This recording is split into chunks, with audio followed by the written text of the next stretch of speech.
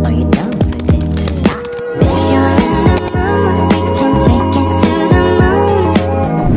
Like a movie scene, table for two. No need to be fair, I want you instead. Assalamualaikum warahmatullahi wabarakatuh. Kami yang beranggotakan kelompok saya Jessica Arnolita, saya Anggita Azari, saya Nabila Mutiara. Kami di sini ingin mendiskusikan tentang studi kasus pemecahan masalah kewajiban hutang jangka pendek dari kasus PT Sandang Jaya. Jadi PT Sandang Jaya adalah sebuah perusahaan retail kecil di Kota Bandung, mengalami kesulitan dalam mengelola persediaan mereka yang berdampak pada kewajiban jangka pendek. Ada 5 pertanyaan yang akan kami bahas pada video ini. Yang pertama yaitu bagaimana perusahaan sandang dapat menganalisis dan mengelola persediaan mereka dengan lebih efektif. Yang pertama yaitu analisis persediaan, yaitu mengevaluasi persediaan barang yang memiliki stok banyak, lalu mengidentifikasi barang-barang yang kurang laku atau memiliki daya jual yang rendah. Yang kedua yaitu pembaruan perencanaan persediaan. Ini bisa dilakukan dengan menyesuaikan perencanaan persediaan dengan permintaan aktual dan juga proyeksi penjualan, mengurangi pesanan barang yang kurang laku, dan memperbarui pesanan barang yang lebih diminati.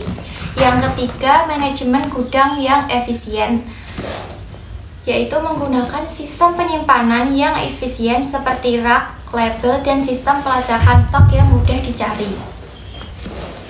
Yang selanjutnya, memantau dan update berkala. Lakukan pemantauan terus-menerus terhadap stok dan perbarui strategi perusahaan secara berkala sesuai dengan perubahan permintaan dan kondisi pasar. Selanjutnya, penggunaan teknologi. Memanfaatkan sistem manajemen persediaan yang menggunakan teknologi untuk membantu melacak dan mengelola stok secara efisien. Lalu pertanyaan yang kedua, apa strategi yang dapat digunakan perusahaan sandang untuk mengurangi persediaan yang tidak terjual? Yang pertama, kerjasama dengan pemasok, yaitu mendiskusikan situasi persediaan yang berlebih dengan pemasok agar menunda pengiriman ataupun menawarkan solusi lain. Lalu yang kedua ada penawaran diskon, yaitu menawarkan diskon atau promosi untuk barang-barang guna mendorong pembelian oleh pelanggan. Nah, diskon ini dapat membantu meningkatkan penjualan dan mengurangi persediaan barang yang tidak terjual. Lalu yang ketiga ada paket penjualan atau paket bundling, yaitu menggabungkan barang yang kurang laku dengan barang yang lebih diminati menjadi paket penjualan atau bundle. Ini dapat meningkatkan daya tarik dan nilai dari barang yang kurang laku tersebut. Yang terakhir, penjualan khusus atau bazar.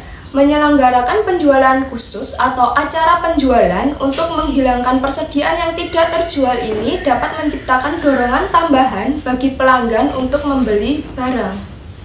Yang selanjutnya, donasi. Mempertimbangkan untuk mendonasikan barang-barang yang tidak terjual kepada organisasi amal seperti panti asuhan. Ini bukan hanya untuk mengurangi persediaan, tetapi juga dapat memberikan manfaat sosial. Lalu pertanyaan yang ketiga adalah bagaimana perusahaan itu dapat meningkatkan rotasi persediaan mereka untuk mengoptimalkan likuiditas, yaitu supaya perputaran uangnya tidak macet. Cara yang pertama itu menganalisis permintaan, melakukan analisis pasar untuk memahami tren dan permintaan pelanggan seperti memproduksi fashion sesuai dengan tren yang saat ini. Kolaborasi dengan pemasok, memperkuat hubungan dengan pemasok agar mempercepat waktu pengirimannya sehingga mengurangi waktu tunggu dan menyebabkan persediaan itu bisa diputar lebih cepat. Selanjutnya ada strategi penjualan dan promosi. Strategi penjualan dan promosi yang cerdas untuk meningkatkan penjualan dan mempercepat perputaran persediaan. Lalu ada analisis kinerja. Analisis kinerja terus memantau dan menganalisis kinerja persediaan untuk mengidentifikasi area di mana perbaikan bisa dilakukan. Lalu ada inovasi dan juga kreasi, yaitu mengkreasikan fashion model sesuai dengan tren seperti material baru, model baru dalam desain pakaian. Yang selanjutnya ada bisnis berbasis teknologi. Menjual barang melalui platform digital seperti TikTok, Shopee, Lazada, dan lain-lain, dan melakukan promosi digital seperti live streaming di platform tersebut. Selanjutnya ada kolaborasi dan kemitraan. Melakukan kolaborasi dengan desainer untuk menciptakan model baru yang unik dan menarik.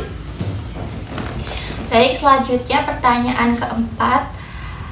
Apakah ada teknologi atau sistem yang dapat diterapkan untuk membantu manajemen persediaan dengan lebih baik agar PT Sandang juga mampu melunasi pembayaran kewajiban atau utang jangka pendeknya kepada supplier?